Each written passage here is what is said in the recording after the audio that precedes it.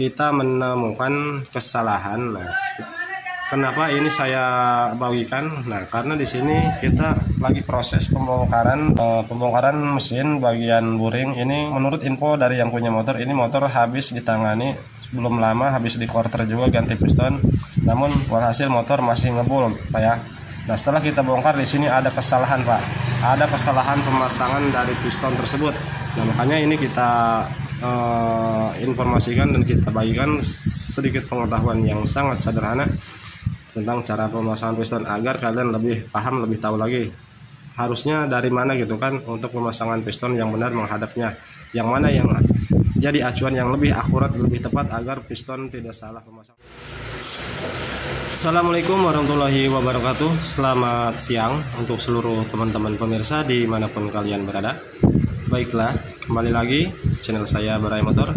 Kali ini di sini di kesempatan hari ini saya akan sedikit membagikan sebuah pengetahuan ataupun pengalaman, yang mana pengalaman ini sangatlah penting untuk teman-teman yang masih awam ataupun yang masih pemula dalam proses pemasangan di bagian piston. Nah, tapi bagi para master, bagi para senior, video ini sudah tidaklah berguna karena kalian sudah pada pinter gitu kan. Nah, namun ini untuk para pemula, pengendara yang masih pemula, yang awam, untuk tata cara pemasangan piston ini sangatlah penting karena dampak dari kesalahan pemasangan piston tersebut maupun ring piston tersebut ini akan menyebabkan fatal, Pak. Ini akan menyebabkan fatal ke bagian kendaraan kalian, yang mana kendaraan kalian sudah diperbaiki namun walhasil tidak ada perubahan, hasilnya nihil. Bisa saja sembuh namun sedangkan secara singkat motor akan kembali ke permasalahan. Oke, jadi ini sangat penting teman-teman. Untuk pemula silahkan simak videonya. Nah, sekarang di hadapan saya ada 2 buah piston, Pak, dan 1 buah buring. Nah, di sini ada 1 piston kepunyaan Yamaha PGR ataupun Jupiter, Pak ya. Dan yang satunya ini kepunyaan Vario 110, Pak ya. Nah, seperti yang sudah kita ketahui teman-teman di media sosial apapun di mana ataupun sering kita melihat dari mekanik-mekanik gitu kan, untuk cara pemasangan piston, untuk cara pemasangan piston menghadapnya yang mana seharusnya, yang mana yang menghadap ke in dan mana yang harus menghadap ke X gitu kan. Nah, kita sudah tahu pada dasarnya umumnya rata-rata kebanyakan untuk pemasangan piston itu jadi acuan, jadi patokan, yaitu melihat dari cowakan klep yang berada di piston itu sendiri, Pak ya. Nah, seperti di piston ini, Pak, di piston Honda ini. Nah, seperti Bapak lihat, untuk di semua piston biasanya memiliki 2 buah cowakan, yang mana yang 1 cowakan lebih besar, yang 1 cowakan lebih kecil. Nah, kebanyakan untuk menjadi patokan pemasangan piston untuk menghadap mana X mana in dari cowakan klep, Pak ya, dari cowakan klep yang berada di piston. Nah, biasanya untuk cowakan yang lebih besar, yang lebih gede, cowakannya itu diposisikan di atas ataupun di in, sementara yang kecil diposisikan di bawah ataupun di X, karena untuk menyesuaikan juga dengan klep yang berada di head gitu kan. Karena untuk klep yang lebih besar itu berada di klep yang in ataupun yang atas. Nah, makanya piston kebanyakan menyesuaikan dari cowakan klep gitu kan. Nah, namun di sini, Pak, kita menemukan kesalahan. Nah, kenapa ini saya bagikan? Nah, karena di sini kita lagi proses pembongkaran mesin bagian buring. Ini menurut info dari yang punya motor, ini motor habis ditangani belum lama, habis di quarter juga ganti piston. Namun walhasil motor masih ngebul, Pak ya. Nah, setelah kita bongkar di sini ada kesalahan, Pak.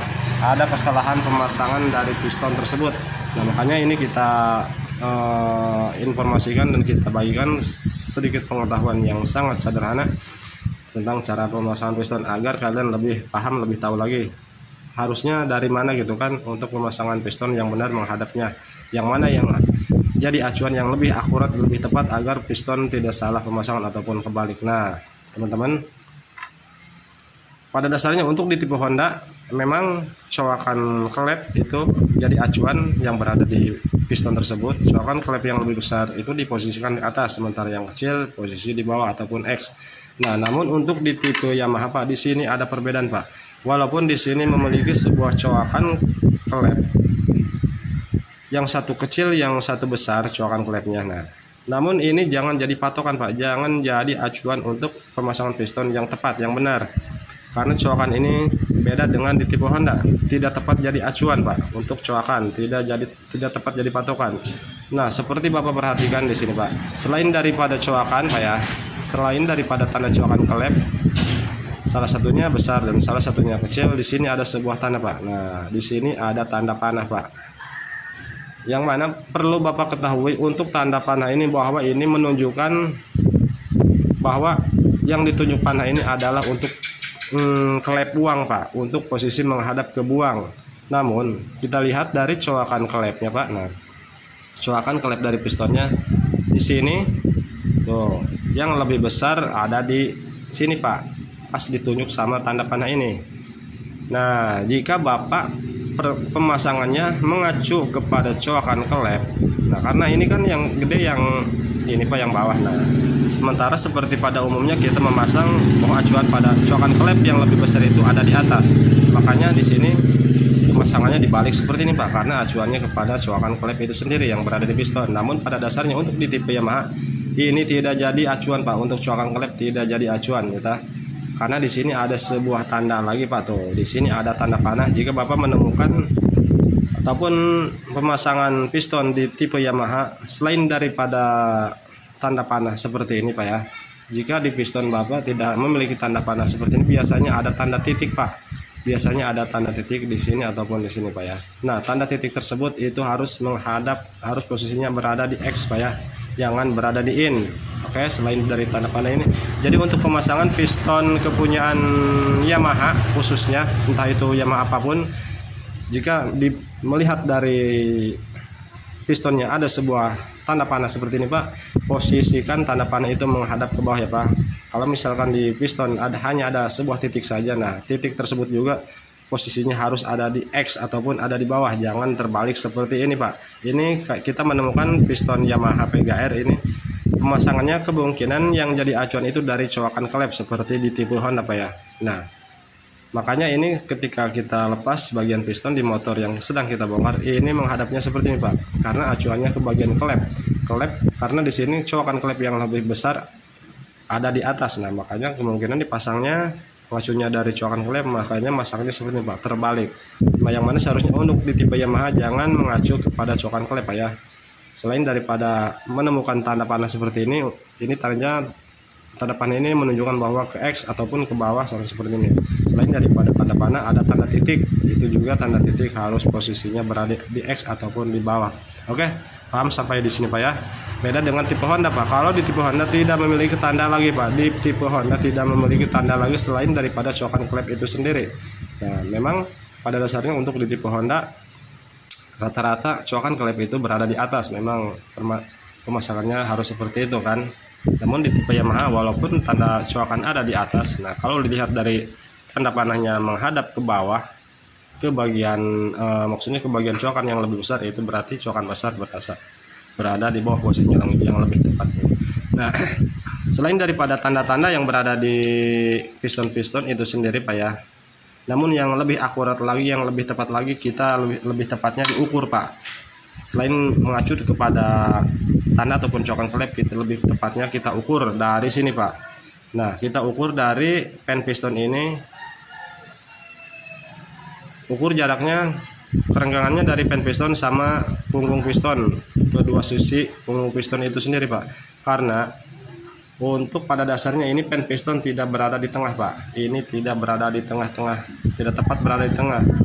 Kalau dilihat dari sekilas ini seperti tepat berada di tengah center, padahal setelah diukur ini Pak ada perbedaan. Makanya di sini kenapa dikasih tanda titik top seperti apa, ataukah bagaimanakah untuk menghadapkan piston yang lebih tepat, kemana X kemana in, karena di sini ada perbedaan. Kalau misalkan di ini tepat berada di tengah, ini tidak akan dikasih tanda Pak, jadi pemasangan piston bebas dibolak-balik juga. Nah, karena di sini bagian pen pistonnya tidak berada di tidak berada di tengah tepat sekali, tepat di tengah Pak, makanya di sini dikasih top kemana harus menghadap ke piston itu kan. Nah, lebih tepatnya kita diukur Pak di sini menggunakan sigmat Pak.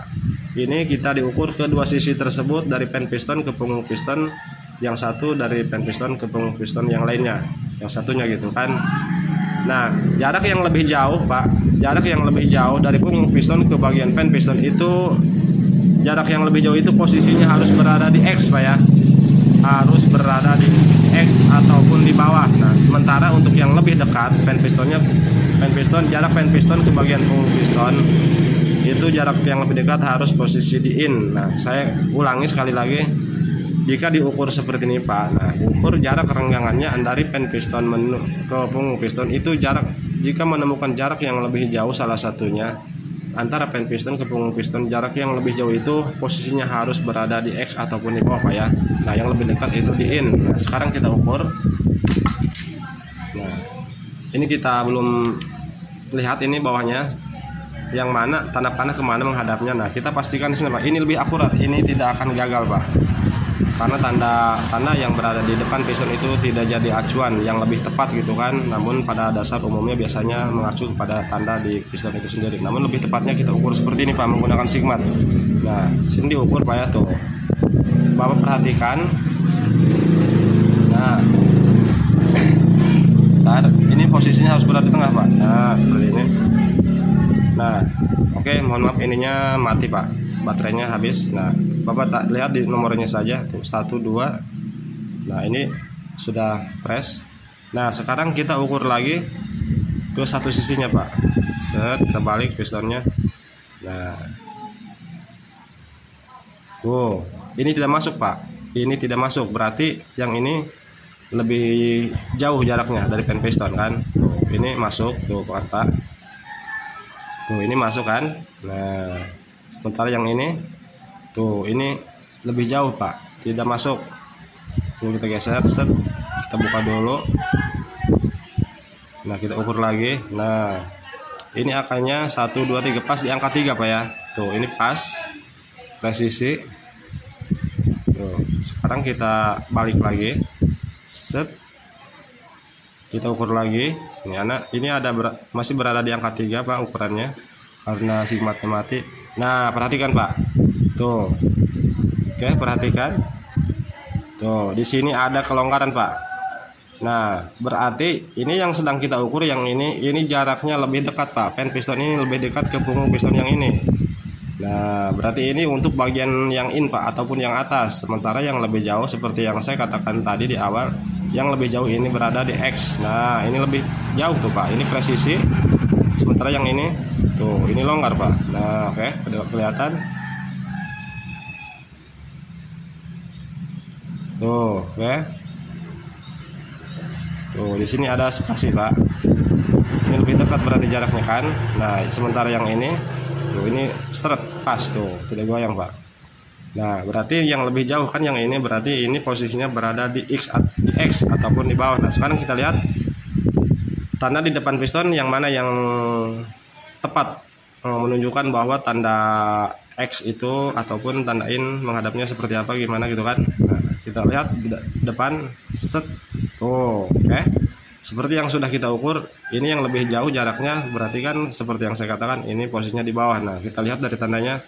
Tuh, berarti yang lebih tepat, yang lebih benar ini tandanya bukan dari coakan Pak, bukan dari coakan klep, melainkan ini tanda panah. Oke, paham sampai di sini Pak? Ini untuk tipe Yamaha. Nah, sekarang kita ukur untuk tipe Honda Pak. Sekarang kita ukur untuk di tipe Honda, piston untuk Honda. Nah. Waduh, lepas.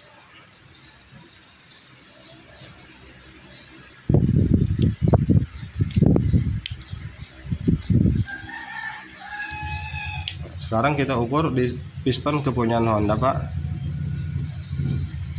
Nah.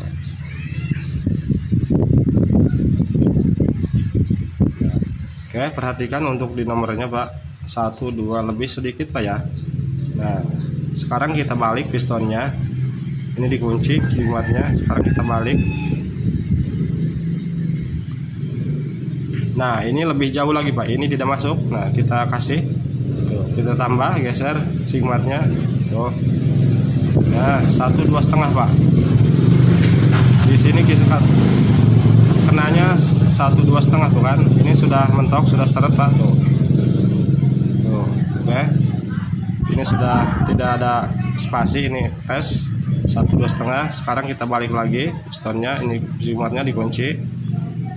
Nah tuh, oke perhatikan Pak, tahu belah sini Pak, tuh oke, di sini ada spasi, ada kerenggangan. Nah berarti jarak yang ini Pak, ini lebih dekat kan, karena di sini longgar, sementara yang ini pas tuh seret. Berarti ini jarak yang lebih jauh. Nah sekarang kita balik, apakah coakan di depan, coakan klepnya benar sesuai dengan acuan untuk menghadap piston yang benar, yang tepat. Nah set. Oh oke. Berarti untuk tanda coakan ini Pak, untuk di tipe Honda benar sekali. Untuk coakan yang lebih gede itu berada di atas ataupun di in kan, sesuai dengan klep yang berada di head. Untuk di tipe Yamaha juga Pak, untuk bagian klep sama. Untuk yang coakan gede harus posisinya berada di atas, namun klep yang kecil berada di X, mau sama seperti itu. Namun untuk tanda di piston tipe Yamaha itu beda Pak. Jangan pakai acuan untuk bagian coakan klep ya. Sekali lagi saya ingatkan, jangan pakai acuan. Nah yang pakai acuan, jika kalian tidak memiliki sigmat tanda titik ataupun tanda panah seperti ini Pak. Namun lebih tepatnya kalian ukur seperti tadi, seperti ini menggunakan sigmat. Oke, paham sampai di sini Pak ya? Oke, mungkin cukup sampai di sini dulu tentang permasalahan, tentang sedikit pengalaman tata cara pemasangan piston antara di tipe Yamaha dan di tipe Honda. Semua memiliki tanda perbedaan dan menghadapnya beda-beda juga. Oke, semoga dapat dipahami dan bermanfaat apa yang saya sampaikan di video ini.